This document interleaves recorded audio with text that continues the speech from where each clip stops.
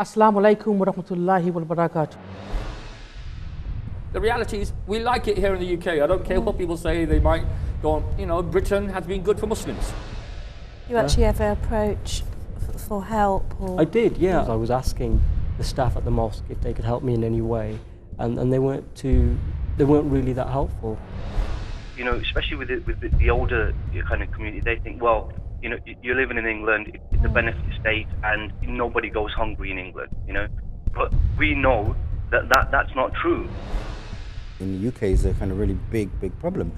You've got to look at, for example, in urban areas, 50% of children in Birmingham are below the poverty line. You know, at times, nearly 50% of our 800 prison population, 50% were people of Muslim background. We can't say these individuals are not from our community, which tends to be, oh, they got nothing to do with us. No, they are from Muslim families. They are often from good Muslim families. And, you know, the reality is that these are challenges that we need to be dealing with head on.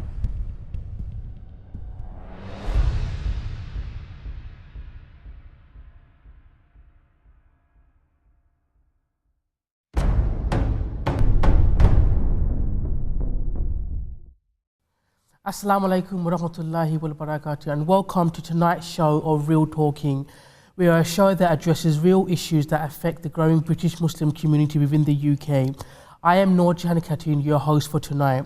Now, every week we discuss a pressing topic that affects the British Muslim community, and on this show we like to discuss what they are and then positively find solutions and way how we can all contribute to finding solutions and tackling such problems. And tonight's show we'll be discussing intimate relationship education, otherwise known as SRE. Now, intimate relationship education, SRE, is learning about the emotional, social and physical aspects of not only growing up, but relationship and also about sexual health. When the government introduced this, it aimed to equip children and young people with the information, skills and values on how to have safe and fulfilling relationship, as well as taking care of their well-being. Now, SREs in primary school has become a controversial issue of late. Now, back in June 2011, Muslim parents became more and more concerned about the way in which schools were teaching children about this topic and the use of sexually explicit materials being used that offend the moral sensitivities of all and many families. Now, the primary driver for the government, past and present, introducing these types of educational classes and furthering and extending SRE classes was with the sole aim to reduce high rate of teenage pregnancies and sexually transmitted diseases. So inshallah ta'ala, we will be touching on this and whether in fact SRE classes is contributing to reducing Britain's teenage pregnancy rates, which is one of the highest in Western Europe and Western countries. Now, it is a sensitive topic, as I've just said, but inshallah, this is a parental trust and a mana between our families and our young children, because there's a famous hadith which states, "O you who have believed, guard yourself and your families against the fire whose fuel is of people and stones." Assalamu alaikum, I'm Shaz Munir. I'm also your host for tonight, and tonight's show we have a guest, Yusuf Patel from SRE Islamic. Before we move to our guest, I just wanted to outline what the legislation and the government policy actually says around this. The Education Act of 1996 consolidated all previous legislation, and the key points related to SRE are: the sex education elements of the national curriculum science order are mandatory for all pupils of primary and secondary school age. These cover anatomy, puberty, biological aspects of sexual reproduction, and the use of hormones to control and promote fertility.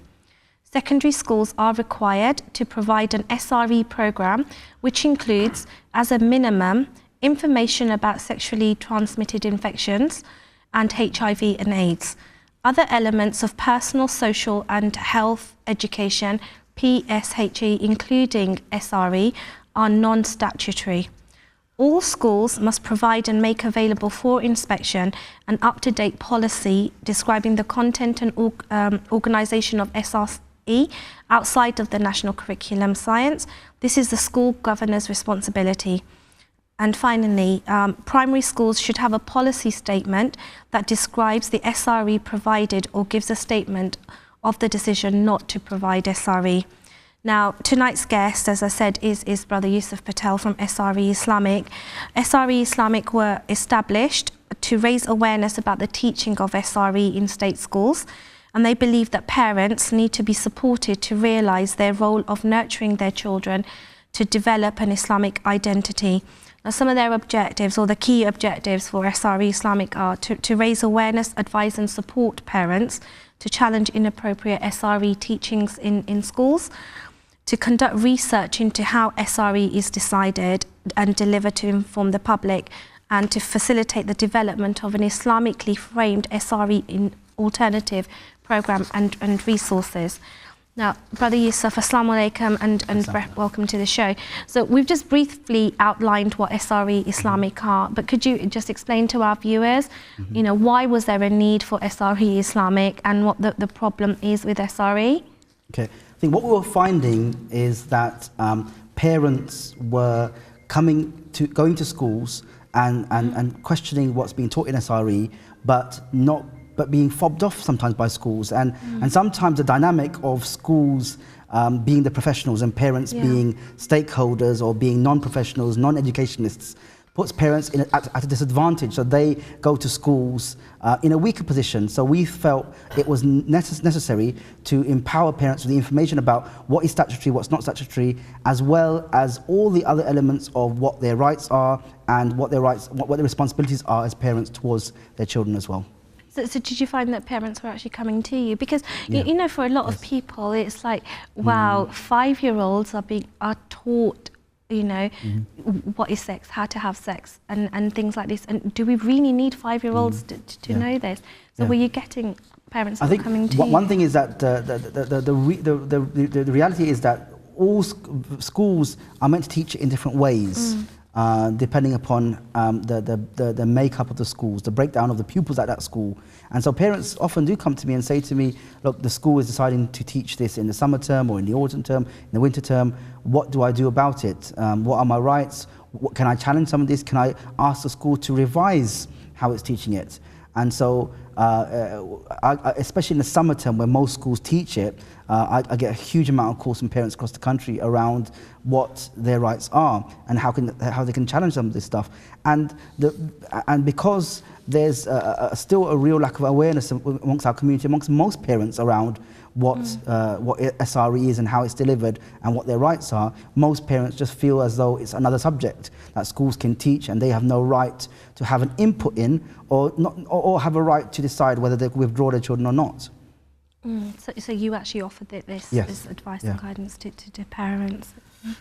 Okay, now the government has produced guidance notes for schools and papers on the implementation of SRE, but yet there doesn't seem to be an agreed definition. Brother Yusuf, correct me if I'm wrong, there doesn't seem to be a definitive agreed definition across government about what SRE is, and because it's left open to the individual schools to decide how they implement it and what content they should be introducing to these classes, that's still up in the air. Now, the Department of Health set out this ambition for all children and young people to receive what they term as high quality sex and relationship education within the Sexual Health Improvement Framework that was developed in 2013. Now, while the Department of Education paper, they wrote this pretty good article around importance of teaching, and it highlighted that children need some sort of intimate relationship education so they can make wise and informed decisions. And I think through the research that we've done for this show, I think generically most parents are agreeing with that, but as one parent said in some testimonials that I read from your website, Brother Yusuf, is that too much too soon is being taught to young children. Now, the London Borough Hamlets, as one example that I can use and share with our viewers, is to demonstrate how local authority has promoted and funded classroom-based teaching based on the Christopher Winter project, which is available free of charge. Now, this particular program contains pictures and DVDs showing very intimate details of sexual issues, and as a result, Tower Hamlets Parents Action Group on SRE was formed to oppose the explicit material or the inappropriate material being used in SRE, to teach SRE in primary school Tower Hamlets. Now, SRE is meant to be shaped and delivered within individual schools after talking and taking into consideration the parents' wishes and the culture of the community and the makeup of that school and the children within that school. And I think that's something really, really important, Brother Yusuf. I hope that you'd agree with me on that.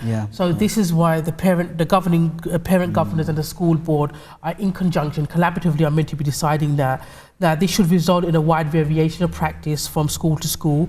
As I said, different schools may choose to implement it differently, using different teaching strategies and resources, but schools should be asking and considering parents' views through consultation. And this means schools should be implementing bespoke approaches, so there won't typically be an exact same approach being adopted in more than 1 or 2 schools.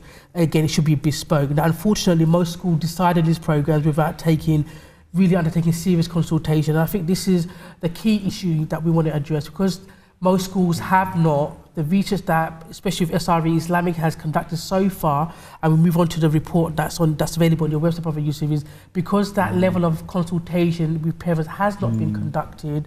This now raises and draws a spectrum of concerns, hence why in 2011 there was that big uproar amongst Muslim families saying, why haven't we been involved in that process? Brother Yusuf, the report that I've read, a critical study, you based it on yourself and another organisation worked collaboratively, I believe, on this report, where you used Tower Hamlets Borough as a case study, where you really researched, investigated, dug deep into all the different schools within Tower Hamlets. But this report, just for our viewers, is a combination of results that the SRE Islamic used from the Freedom of Information request in all schools in Tower Hamlets, as well as multiple requests to Tower Hamlets Council. Now, the objective of this report was to find out what is exactly being taught in each and every school within Tower Hamlets, to what extent parents were actually really involved in that process, that decision-making process, and what role the council was playing to promote inappropriate intimate relationship education within Tower Hamlets.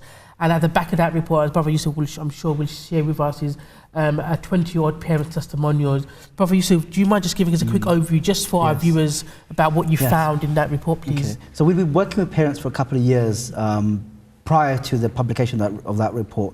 And we were encouraging parents to do all the things that we encourage all parents to do. Go to the school, ask what they're teaching your children, ask them about the resources, go and look at the resources, ask questions to the school as to their consultation processes. So we were asking parents to go to the school and proactively ask them about their SRE program.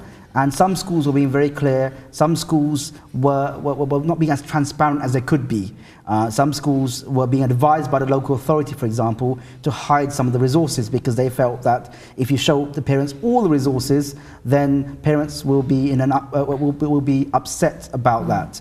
So that's what was happening. So we decided to do some freedom of information requests to all the primary schools in Tower Hamlets, as well as to the local authority. We found that the local authority had funded a consultancy called the Christopher Winter Project, up to £80,000 to deliver training to all schools. And all the schools, if you think about primary schools especially, they have limited funds. So if the local authority comes and says, look, we're going to deliver training to your teachers free of charge, provide you with all the resources, you don't have to pay anything.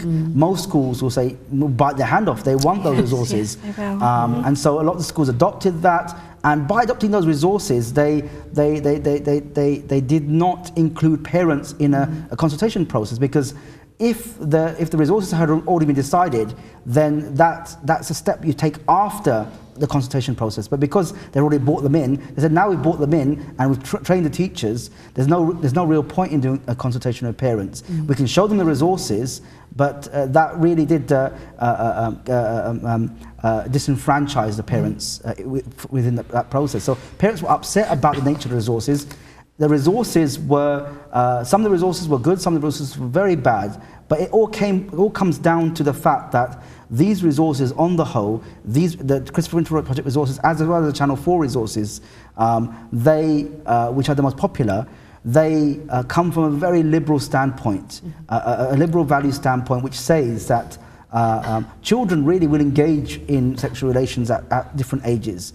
And just like the government says, just like all these other organizations say, your role is not to prevent that, prevent sexual experimentation. Your role is to make it safer, and your role is to enable children to make informed choices. But obviously the question But comes... it's that thing about making it safer, because as you were just speaking, for someone who's worked with children in education and you know, child protection and safeguarding, my first thought is, you know, where does safeguarding come into this? Because if 5 and 7-year-olds are being exposed to this, you know, you're over, you know, one of the first signs that you look for in children, children who are sexualized and displaying sexualized behavior at that such a young age, you usually is the first indicator that child has been sexually abused, or there's some kind of child abuse here. Okay, so that is one of the triggers. So here you are now effectively sexualizing children much before that age. So that's a very important point, because I think as a parent, you know, that it's completely shocking, and you know, sitting back with this. So what are my rights and what are the rights? I mean, from the government point of view, as a parent, you have the legal right to withdraw your children from SRE delivered in a school outside of the minor elements that fall within the national curriculum from the ages of 5 to 19 years old.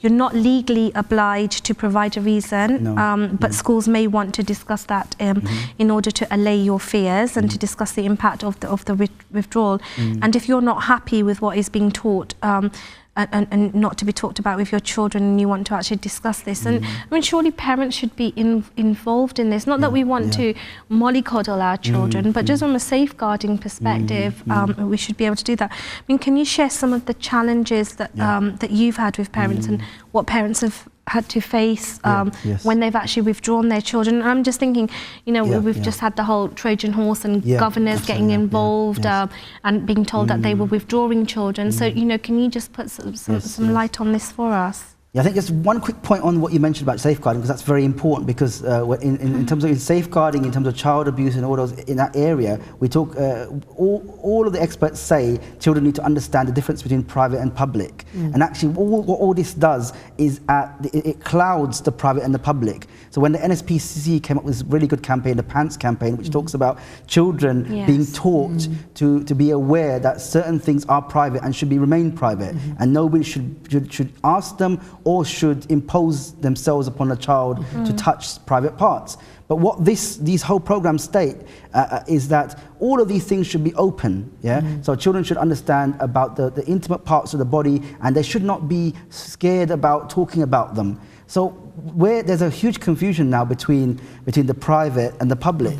So that is putting children at risk. It's funny you say that, Brother Yusuf, because you know, earlier this week, a few days ago, the article on BBC was on their website talking about introducing SRE and making it mandatory and compulsory from the age of 7. That in the backdrop with the next general election coming up, the parents need to be aware of these things, and sharing that article amongst friends and families, it caused a lot of discussion, because those friends and family members who are teachers themselves are coming around saying, you know, like you said, the confusion is always, that area is always continually being grey, because they're teaching their young children classes that they mustn't show their private parts unless it's their parents for whatever legitimate reason. But like you said, that confusion is coming in where outside factors are now saying, well, actually it should be made public. But I think just to go back one point to what Sister Shaz mentioned about the what difficulties parents face. I think they face a huge amount of difficulty. Sometimes parents will go into a school and say, I want to withdraw my child, and then the school tells the parent, no, it's actually compulsory, this is statutory. The school has to teach this, you've got no right to withdraw. And one thing that was happening in Tower Hamlets, which also happens in other areas, is that the school decides to teach the compulsory and the non-compulsory elements together in science. So they take out, we said in science, what is delivered in science is statutory, is compulsory. All parents have to allow their children to go through that. In a primary school, for example, with the new curriculum that starts in September, what is statutory is puberty. Puberty has become statutory, and reproduction in animals. Human reproduction is not statutory, but some schools will say that human reproduction is statutory, and will try and interpret the science curriculum to impose their interpretation on that and teach human reproduction. So one thing that parents have concerns about, and one thing that parents have faced difficulties in, is going to schools and the school saying, actually all of this is statutory, But actually, the parents need to be very clear that there's certain things that are statutory, especially in a primary school, very few things. Everything else is in PSHE, is not statutory, and you can withdraw. But I think what parents need to do is, first of all, ask for a copy of the SRE policy of the school. Because the SRE policy of the school, which all schools have to have, will detail what's being taught, but most importantly, how they can withdraw their children from these classes. And you have to then follow that process. So the policy may say, first of all, you have to attend a meeting with the head teacher. It may say, write a letter to the school. Whatever the policy states, you have to just follow that and ensure that, that you withdraw. But one thing that's very important in withdrawal is that you've got to make sure everything's in writing. That don't rely upon verbal, a verbal conversation. Don't rely upon just saying to the school, I want to withdraw my children from these classes, because then you've got no record of that. So make sure everything's in writing, and you get confirmation from the school that they've accepted it, and that receipt has So what been about given to when you. you actually request and your child is withdrawn? I mean, does that cause some kind of stigmatism against the child? Because, you know, would it, I presume it's not just going to be Muslims, because I know a lot of my non-Muslim friends who've got children, you know, like they've said, there was, you know, 2011, there was a national controversy, wasn't there, around this, and a lot of the children's charities don't actually agree with the way that this SRE is being delivered now. So, you know, what happens to a child, and does that actually stigmatise them? There is potential for that, and the schools will talk about that, especially if there's one child in the whole class who's withdrawn. Then they'll ask why am I not here? Why am I not in the same class as my friends? Or why after the class they may in the playground ask their friends what happened, and then the friends may give third-person accounts of what happened in that SRE class. But I think, you know, usually why that happens is that because most parents don't know what's happening in those classes. When parents know what's happening and they know they can withdraw, they'll withdraw. And so I think it's very important to have conversations amongst Muslim parents and non-Muslim parents about that, to try and coordinate an approach where the child is not the lone withdrawal within that class. But also, I think it's very important is that when a child is withdrawn, that you keep in contact with the school to find out what they're teaching in the school. Because the thing is, we're not, one important point to note is that we're not against the whole concept of SRE. We're not against this idea that children should not ask questions and receive answers from, but we believe that the best people who are placed in that position of responsibility to answer that, those people who are best placed to answer that are parents. So the parents should get an idea of what's being taught at different parts, at different year groups, and they should preempt those discussions with their children before it happens. And especially puberty. Puberty is one of those things which is time bound. Before it happens, children should know what the changes that will happen to their bodies. As a Muslim, let alone as a human being. But puberty doesn't hit everybody at 11. No, that's right. That's right. So surely parents should be the ones that are in control of this. Because if you know that your child is developing faster, then you're going to want to have those conversations. That's right. And, you know, if your child is developing later, shouldn't it, you know, surely it should be parents that are better in a position to be the ones who can decide when their children... And that's one of the reasons why this an SRE curriculum is not the way forward, because what it does is says that all 7-year-olds are the same, all 8-year-olds are the same, all 9-year-olds are the same, but developmentally they may be completely different. Age-wise they're the same, but developmentally they may be completely different. You could speak to a group of 8-year-olds about a topic, and some will understand it, for some it will just go over their heads. So developmentally, parents are the best equipped to answer their questions, because the best way to discuss these issues is, part of it is for the child to come up to a parent and ask questions, and for the parent to answer them in a truthful way in line with our values. But what schools will say is that, okay, that's fine. For those parents who want to deliver it to their children, that's fine. But there'll be lots of parents who won't deliver it to their children. And also there'll be parents there'll be children whose parents may not, there'll be children who may not have both parents in the home, for example. So they'll say that the school then has to take there has to be a fine balance, doesn't there? But and it has, parents have to work with schools, and the government has to take into account parents' views. But I think we've got to recognise as a community, and it's something we probably will tackle later, is that if parents are upset about what's being taught in a school, one step is to withdraw, but the next step is not to say, okay, that's it, my responsibility is over. The next step should be, now I should fulfill that responsibility to my children, because that responsibility is mine to begin with. That's right, yes. Yeah. Okay, well, this is a very interesting subject and something that definitely needs to be talked about. Jazakallah khair, Brother Yusuf, for this, shedding some more light on this amazing topic, which I think a lot of parents will definitely benefit from, inshallah. We'll now be going for a break, and when we return, we will continue and inshallah take some calls. Okay. Jazakallah khair. Assalamu alaikum wa rahmatullahi wa barakatuh. Assalamu alaikum wa rahmatullahi wa barakatuh, and welcome back to tonight's show, Real Talking. Just a reminder, Real Talking is a weekly show where we address a number of differing issues that affect the growing British Muslim community. I am Noor Khatun, your host for tonight. Tonight's topic, we've been discussing sex and relationship education, otherwise known as SRE. We tonight have our guest, Brother Yusuf Patel from SRE Islamic, and the first half of the show we've been discussing and touching on topics on why SRE classes have been extended, why it's been introduced into the science curriculum. We touched upon some of the issues and barriers that our parents have been facing.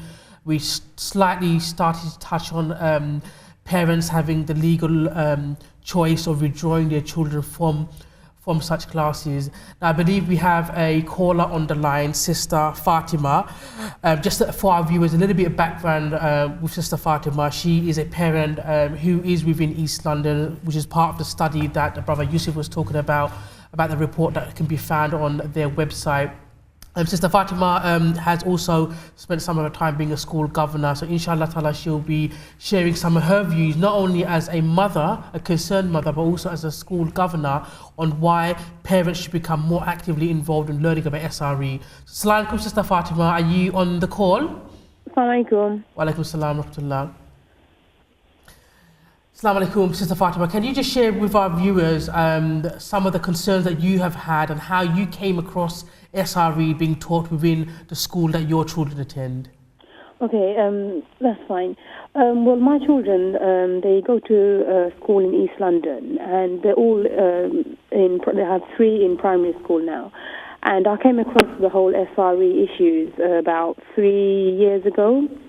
There was a lot of hype going around our area about the SRE, and there's lots of meetings and things happening concerning SRE.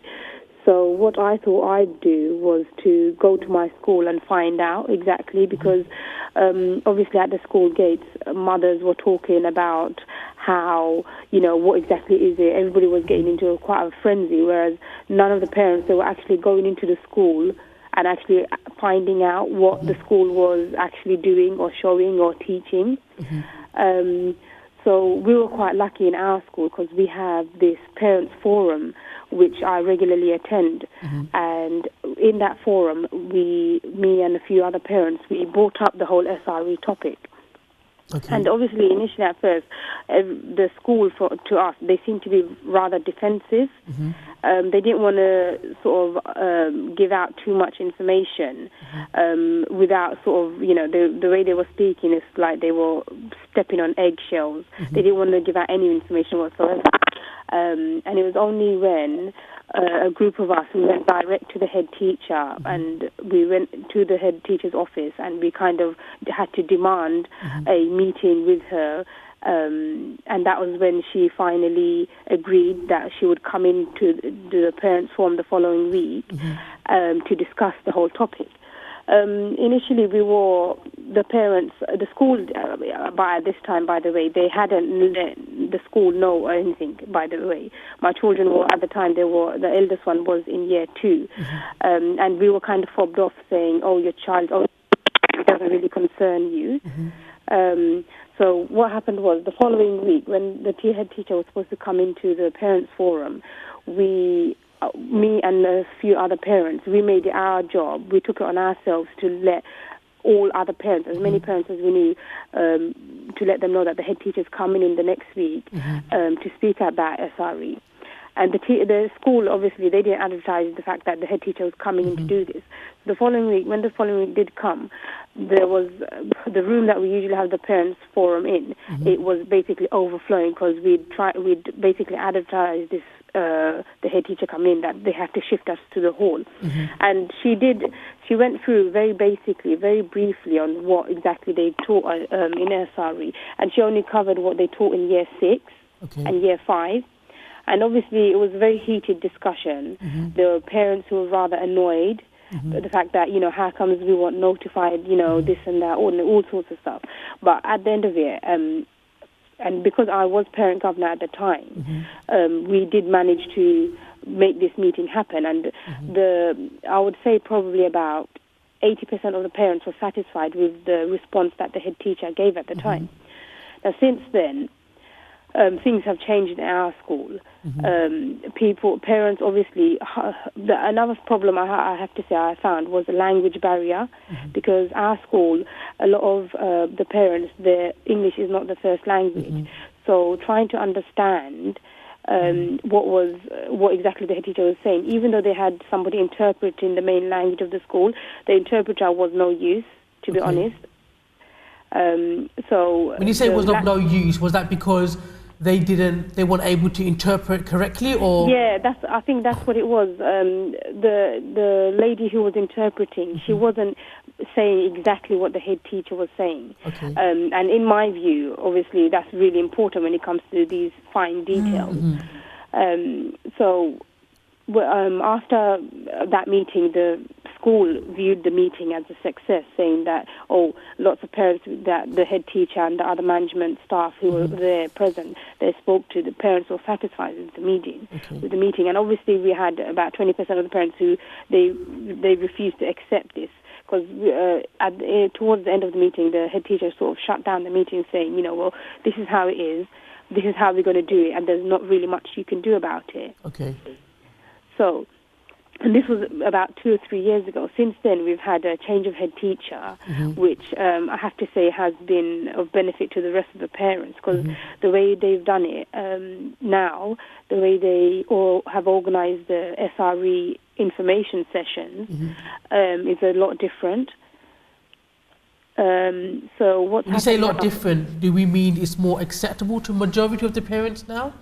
Well, I have to say it's acceptable in the sense that now parents are being actively informed about SRE, whereas before this wasn't the case. So for the past 2 years, what's been happening is, and I have to say, the head teacher, even though she's non-Muslim and all that kind of stuff, she's doing very well in keeping parents informed, which is very important, because loads and loads of parents, and our school is a 3 form-entry school.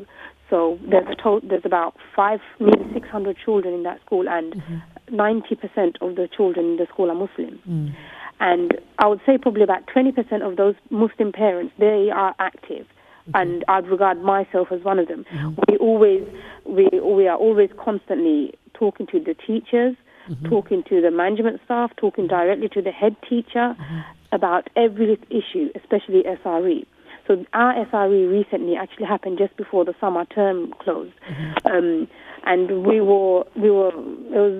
was informative in the sense that we were given a letter with plenty of advance warning, so parents were able to make the meetings. And the point of the meetings was to, year by year, we were going to be given the information on what our child is going to be taught just for that particular year. And I don't have any children in the older years. However, when I went for my the year 2 meeting and the reception meeting, it's quite basic. And obviously they went through all the sort of the body parts, how the words that they'd be using, and we were given the actual sheets that they would be sort of using getting their resources from. And even me and the other parents that I've spoken to, they were fairly satisfied with the reception and up to the year 2 information. However, because obviously, like I said, I'm quite active and I'm interested, especially in this SRE topic, I went along to my friend's meeting, who she's a year 6 parent. So I went along to that meeting to find out what happened in year 6. Was that satisfactory as well for year 6? No, I personally wouldn't, and a lot of parents were not satisfied. They weren't happy with it. Was that... Okay, I think we've lost the caller there, but inshallah, if Sister Fatima can call back or the studio call back again, we can return back to that caller, inshallah. But as Yusuf, we've just heard from a mother who's mashallah, given a lot of details there in terms of the timeline and the process that she's had to go through. But it sounds very much so, as we said in the first half of the show, that individual schools find their own way of implementing it, and the difference between the head teachers, because they swapped in and swapped out teacher, the way that it's been implemented, and the key thing that's come out of that call there was the regular communication to inform the parents has been critical. I think the lobbying of the parents would make a massive difference as well. Not just the change in the head teacher, but the fact that parents were now asking these questions, and also the fact that the parents were lobbying, well, actually, no, what are you teaching my children? And that I want came to about see that figure. And I think that highlights a point that if these mothers and these parents weren't actively advertising themselves to all the other parents, I mean, do you find the opposite to be the case in some parents that come to you? Absolutely. I think in terms of at the start of this process, at the start of challenging what's happening in schools, I think parents need to understand that some schools it's going to be a long haul, and they've got to be consistently speaking to the school about these issues, because some schools will think that some parents will raise concerns, and after a while parents will just get tired and just withdraw, and that happens in some schools, unfortunately, where in the end there's only one parent who's actually speaking to the school, and then the school thinks actually it's not a major concern amongst parents. But when parents are collectively working together and consistently addressing the same concerns to schools and are being very clear about what they want to achieve, then you'll find that the school will eventually say, actually, if parents are very concerned about this, they're carrying on with their concerns consistently, then we have to then make a change in this area. Okay, Prophet, if I can ask you to hold on there, I believe we've got Sister Fatima back on there. Assalamu alaikum, Sister Fatima. Sorry, I think we lost your call there. So I wanted to finish off that particular call to say, to ask you, as a governor, did you find that your role as a governor played a positive and a heavy role in deciding collectively the content of the material that was going to be used to teach SRE classes? That's the first point. And the second point I wanted to ask you is, do you find as a mother at Gates, for example, and as a governor, that there's a lack of take-up of parents becoming governors? Well, as a governor, like I said, I'm not governor at the moment, but I was a few years ago. During the time of me being a governor, I have to say, initially I first thought that, oh yeah, I'd be able to do loads. But however, as time progressed and sort of the stages of the whole SRE topic was, more spoken about, I found it very difficult to voice my opinion during the governing meetings. Why I say that, I'm confident enough, I was confident enough to say my piece, say exactly what I needed to say. However, I was one of 5 parent governors, and 4 of us were Muslim. And I have to say, it was very disappointing that I was the only parent governor who was actually having these opinions against the SRE. Okay. And it was very disheartening, I have to say, and very, very demotivating as well, because I had the other parent governors who, obviously, I had spoken before. We knew the agenda of the meeting, so before that, I would try to grab the hold of those other parent governors and try to give them a chat and give them a sort of, see what they're thinking and try to sway their whatever. But when it came down to it, the meetings, it was very disappointing, the fact that they sort of went along with the flow. I'm not entirely sure why, whether it was because it was their personal opinion, whether they felt intimidated by the rest of the governing members, the governing board. I'm not sure what it was, but it was very, very demotivating being one of, out of 15, or I think we had about 16 in total, including all the different types of governors, being the lone voice for that. Okay, Sister Fatima, can I just ask, before we were cut off, before we were cut off from you, you actually mentioned that when you went along to the Year 6 meeting and you saw the material, you were actually left unsatisfied. Can you just explain to us exactly what was it as a parent that left you concerned? What was it that you were not satisfied with? What part of that, that material? If you can just explain to us. Okay, because it was a few months back, but from what I remember not liking whatsoever the content of the topic of relationships that they were going to be discussing. Could you give us some examples? Well, on the teachers, they didn't say it themselves, but we were given the table of basically 3 lessons of what they would be being taught in each lesson, SRE lesson. So they have 3 lessons of SRE during Year 6 at the end of the summer term before they head off to secondary school. And some of the topics was different types of relationships. So it's not just the heterosexual relationship. They'll be discussing other types of relationships: male, female, male, female, female. Right. Okay. And also they would be going into the whole process of intercourse, and obviously that rings alarm bells for any parent or anyone to be honest, and. At the same time, the head teacher, she was saying we will have to be teaching them the science of it. That will come under the science curriculum. But there's on the side, there was all the extra stuff which I wasn't happy with. The whole, like I said, the relationship thing, and they were talking about the emotional and things like that, the emotional side of it. And when we questioned about what about the morality of it all, we as parents, we as our own individual families, we have our own sets of morals, values, be it religious or non-religious. They said, the response they gave was, we don't say something is right or something is wrong. Do they talk about it from a legal aspect, though? Because to actually undertake or have a sexual relationship or intercourse is illegal under the age of 16 according to the law, but yet you're teaching 10 and 11-year-olds how to. But do they, when they say we don't teach them right or wrong, but do they teach them about what is legal and what is considered? It would be considered statutory rape for a girl under 16, and it is actually illegal. So do they actually discuss that in the curriculum? Well, that's the other thing. We did raise that exact point that you just made. And what they said was, this is why we teach them how to protect themselves and what is right and wrong for themselves. Okay. I think just to add to that, I think we may have lost the caller, but I think I think inshallah ta'ala we will leave that caller there. Jazakallah khair for your time and your call, Sister Fatima. But whilst I was doing research for this, Sister Shaz and Brother Yusuf, there was a white paper written by the government.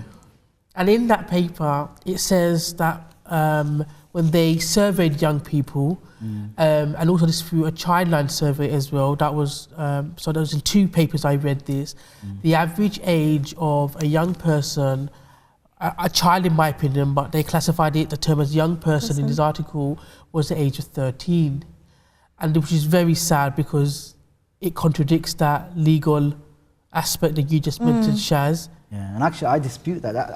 All the research that's out there that says that the first age of sexual relations is much higher than that. But the point is, one of the contradictions they have within these classes is that they may specify, they may claim that the age of consent is 16, but what they'll also do is actually facilitate sexual relationships under that age, because the police will not prosecute, or nobody will prosecute the children if it's considered a non-exploitative relationship. If there's 2 13-year-olds or 2 14-year-olds, they'll say actually there's. So is that what they term, in your opinion, for the word that you do, experimentation?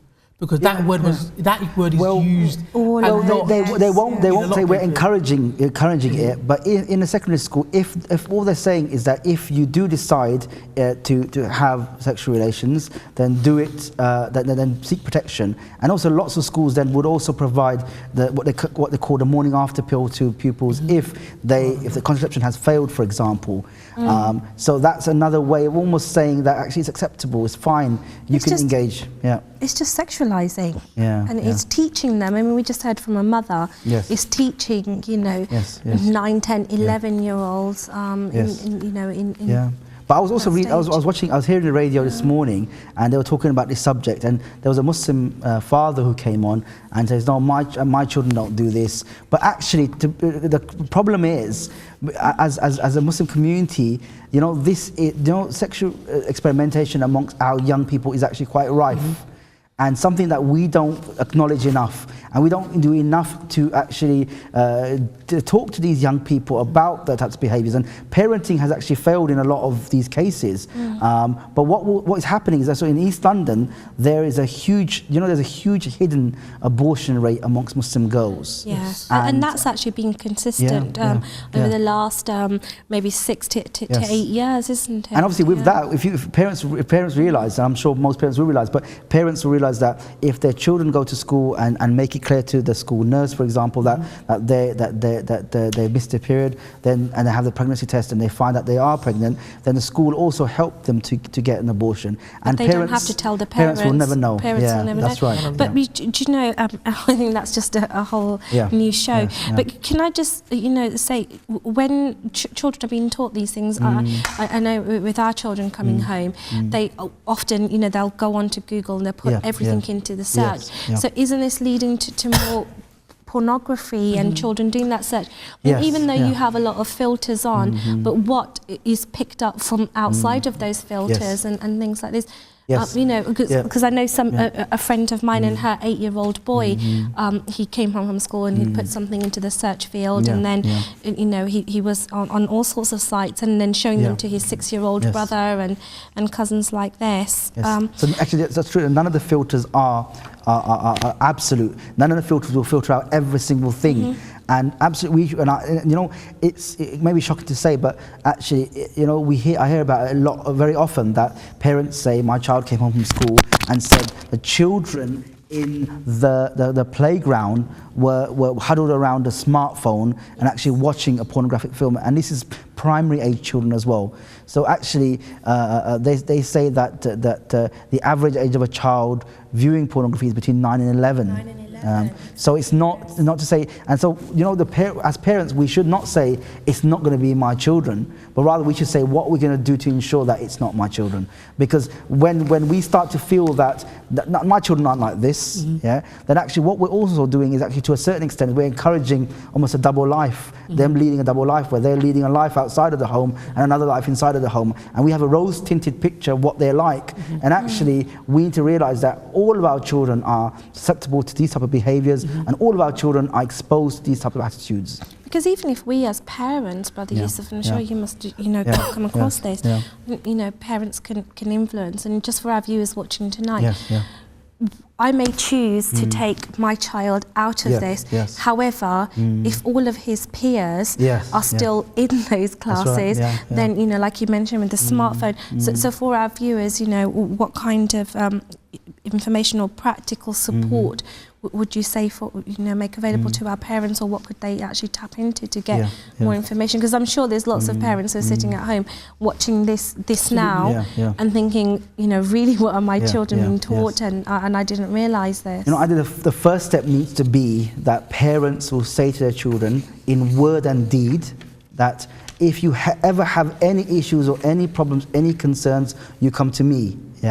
And so when they do come to us with serious issues, our first approach isn't to say, how dare you, or to start blaming them, because then that closes down that line of communication with them. That says to them that if you come to me and speak to me about these issues, I'm going to just blame you. And so they never come to us again. So we need to really encourage them to come to us and ask us any questions. Even if those questions can be are quite uncomfortable for us as parents, what we need to think about, foster something healthy, because we don't want our children to think that a sexual relationship or intimacy is something dirty or is something wrong. That's right. And this is certainly not the teachings of Islam or the Prophet ﷺ. So we need to have that, but we need to foster it. But it needs to be at a time that is right and deemed appropriate for their age. For example, that once there was, I think it's very important when I speak to parents, and actually I did a workshop for parents and for teenagers at the same time, and I got their views on this hadith. There was a hadith where the Prophet ﷺ was approached by a young person, and he asked him for permission to commit zina in an environment where he was surrounded by people who were saying to him, go away, this is disgusting, don't say this. Yeah? And the Prophet ﷺ didn't say that. He said, come and sit here. And he asked him, what are you asking me? He said, give me permission to commit zina. And the Prophet ﷺ engaged him in a conversation which we can learn so many lessons from as parents. And he said to him, would you want this for your mother? And he said, absolutely not. How could I want zina for my mother? How could I want my mother to commit zina with somebody else? Because would you want it for your sister, for your daughter, for your maternal aunt, for your paternal aunt? And he went through all of the people in his life, all of the women in his life who he loved and deeply cherished. And the Prophet ﷺ asked him these questions, and he said, after everything, I can't imagine for this for my mother or for my sister or my aunt or for my daughter. And so the Prophet said, was trying to pass a very simple idea that if you don't want it for your mother or your sister or your daughter or your aunt, then why do you want it for somebody else's potential mother or sister or aunt?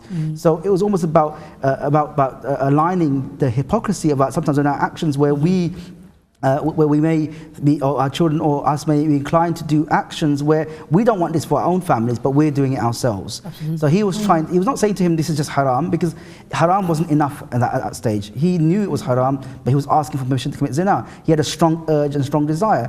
And that's absolutely right. In our children, we need to say that it's not dirty. It's something Allah subhanahu wa ta'ala has placed within us, a desire to be attracted to the opposite sex. So there's nothing wrong with that. Within a relationship, within a marriage, it's something which is praiseworthy and something which is rewarding.